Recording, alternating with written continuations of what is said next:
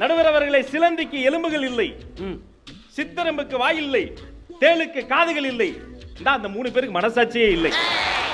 எல்லாரும் சேர்ந்து நீ வந்து சிவில் இன்ஜினியர் ஆகு, நீ ஐடி இன்ஜினியர் ஆகு, நீ எலக்ட்ரிக்கல் இன்ஜினியர், நீ வக்கீல் ஆகு, நீ டாக்டர் ஆகு.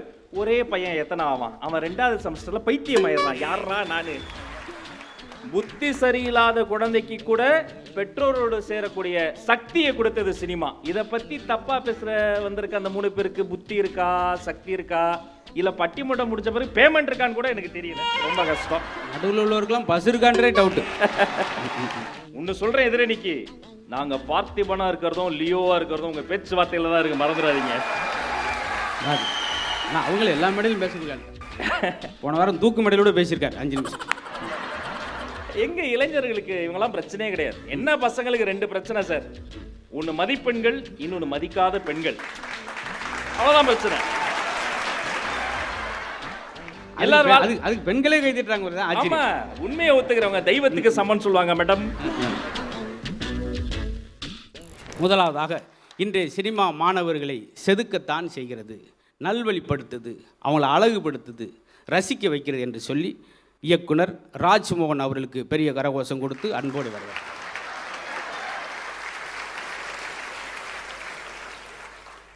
ஆறுகளின் ஆறு கங்கையாறு, அதை தலையில் வைத்திருப்பதாறு, அவர் எங்கள் இறையனாறு, கொண்ட முகமாறு நின்ற படையாறு, அவர் எங்கள் முருகனாறு, அன்று ஔவையாறு, நேற்று பாரதியாறு, இன்றும் தமிழை வளர்ப்பதாறு, அவர்தான் எங்கள் மதுரை முத்து நடுவர். அவருக்கு ஒரு அரை நிறைந்த கைத்தறல தாங்க.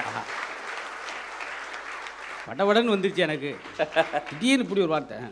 2 அணி பேச்சாளர் சரவெடிகளே, மாலை முரசு செய்திகளினுடைய நேயர் நெஞ்சங்களே, என் பேச்சுக்கு தட்டுவதற்காகவே கைகளோடு வந்திருக்கக்கூடிய மாணவ மணிகளே, தீபாவளி வாழ்த்துக்கள், தீபாவளி வாழ்த்துக்கள். நடுவர் அவர்களே, நகைச்சுவை உலகின் நாவரசு, பட்டிமன்ற உலகின் பிக் பாஸ். அதுக்கு சிரிச்சிராம இது ஒரு ஜோக்கோல நினைச்சு. இல்ல இல்ல ஐயா, சினிமா மாணவர்களை செதுக்குது. சினிமா பார்க்கலாம், சினிமா பார்க்கலாம், தேட்டருக்கு வாங்க, உங்க கவலைகள் மறந்து சிரித்திட நீங்க தேட்டருக்கு வாங்க. ஜெர்மன் புரட்சியும் சினிமா, சீன போர் கூட சினிமா, சோழனை பார்த்தது சினிமா, எங்க ஈழ தமிழனை காட்டுச்சு சினிமா. கடவுளை காட்டுச்சு சினிமா, பசங்க காதலை காட்டுச்சு சினிமா. டார்வினை காட்டுச்சு சினிமா, எங்களுக்கு ஃபாரினை காட்டுச்சு சினிமா.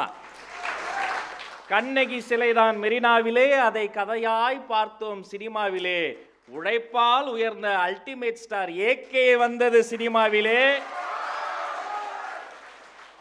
எங்க தளபதி லியோ வந்தது சினிமாவிலே.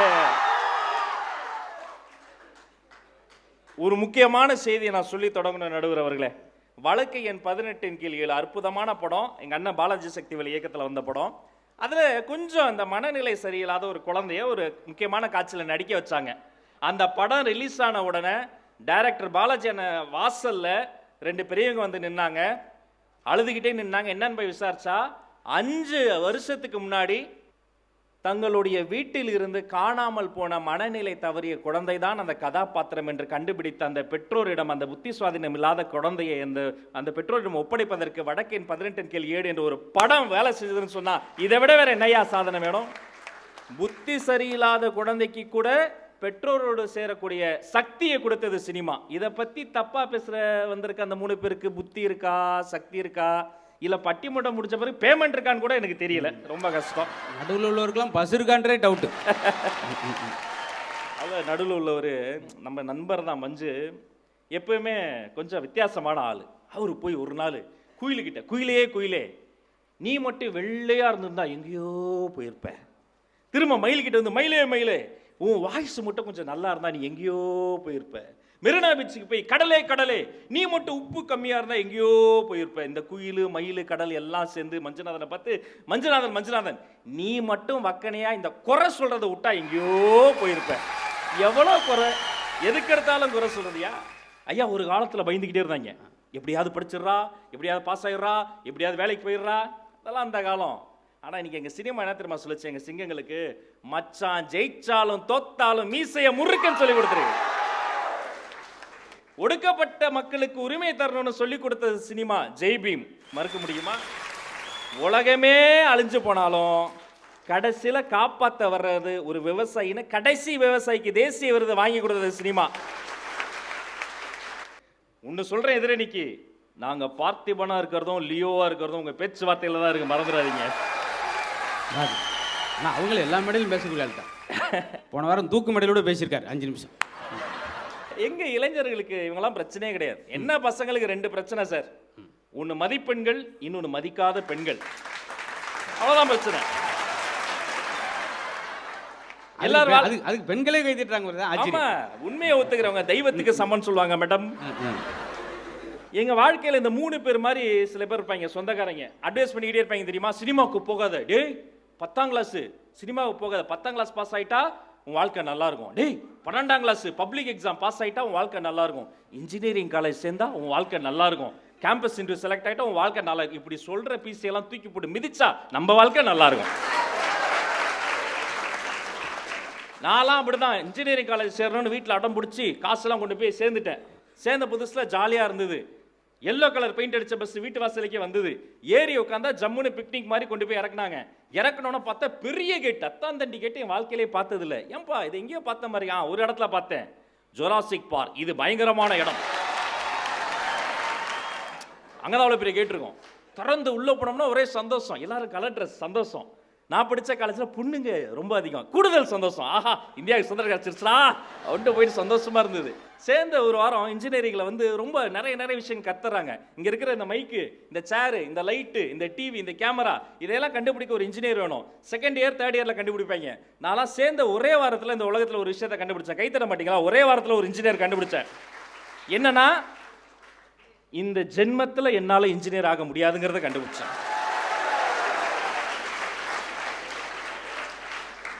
போட்டு பிரஷர் எல்லாரும் சேர்ந்து, நீ வந்து சிவில் இன்ஜினியர் ஆகு, நீ ஐடி இன்ஜினியர் ஆகு, நீ எலக்ட்ரிக்கல் இன்ஜினியர், நீ வக்கீல் ஆகு, நீ டாக்டர் ஆகு.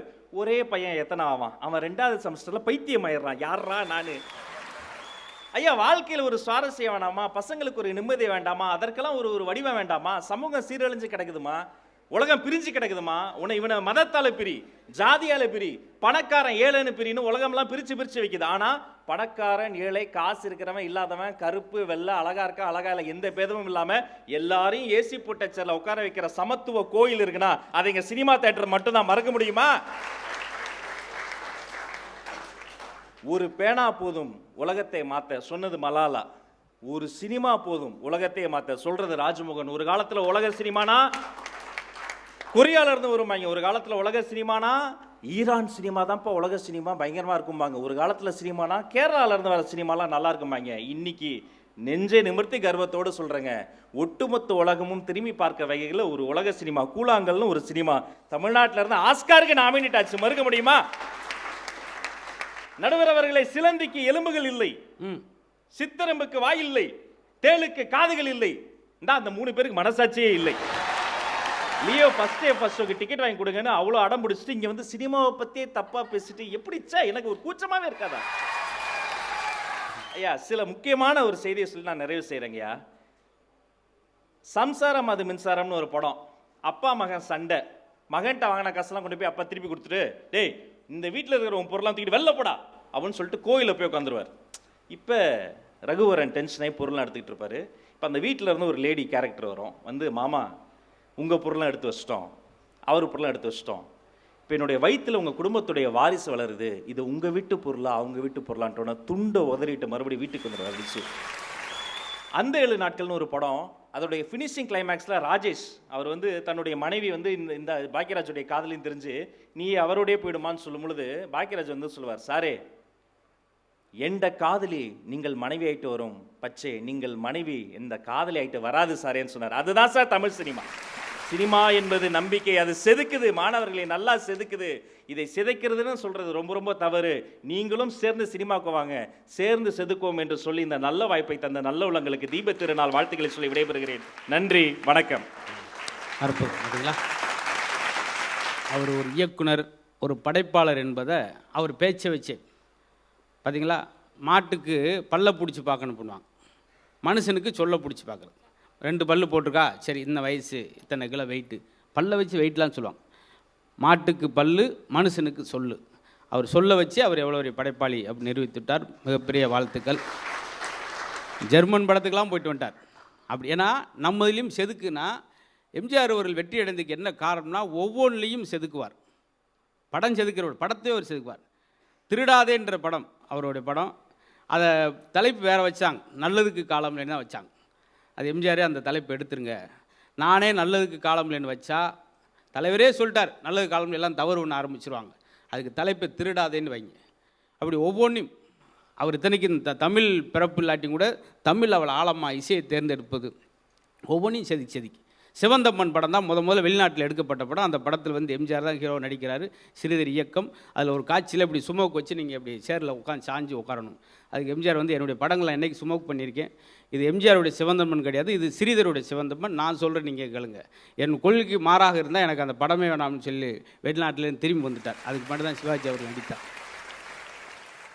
இப்படி கொள்கை ரீதியாக போனவரெல்லாம் வெற்றி அடைஞ்சிருக்காங்க. நீங்கள் அதே மாதிரி நல்ல நல்ல காட்சியில் எடுக்கும்போது நீங்கள் வெற்றியாளராக வருவீங்க. ஆக மொத்தம் செதுக்குகிறது, படம் செதுக்கிற. படம் பார்க்க போகிற முறையாக போகிறான்னா தியேட்டரில் உட்காந்து அவனோட பக்கத்தில் படம் பார்க்க முடியுதா? உட்காந்துன்னு ஒருத்தன் ஆஹா ஆஹா இதாயா ஏசி தேட்டர், என்னையா சீட்டே சில்லுன்னு குளிருது அப்படின்னு இருக்கேன், பின்னாடிக்கு ஓங்கி மிச்சிருக்கேன், என் ஐஸ்கிரீமில் உட்காந்துருக்கடா நீ இவ்வளோ எந்திரியும். நடுவர்களே, வழக்கு எண் 18 கீழ் 9 அப்படின்ற ஒரு படத்தை பார்த்து ஒரு புத்தி சுவாதனையற்ற ஒரு குழந்தையை கண்டுபிடித்தார்கள், எத்தனை பெருமை அப்படின்னாங்க. ஆனா அந்த மாதிரி ஏகப்பட்ட படங்களை பார்த்து பயலுகள்லாம் பைத்தியம் பிடிச்சி போய் திரியிறாங்களே, இதுதானே நாங்கள் வருத்தப்படுற ஒரு விஷயமா இருக்கு நடுவர்களே. இதை கேட்டுதான் நிறைய பேர் பைத்தியம் பிடிச்சி போறாங்க.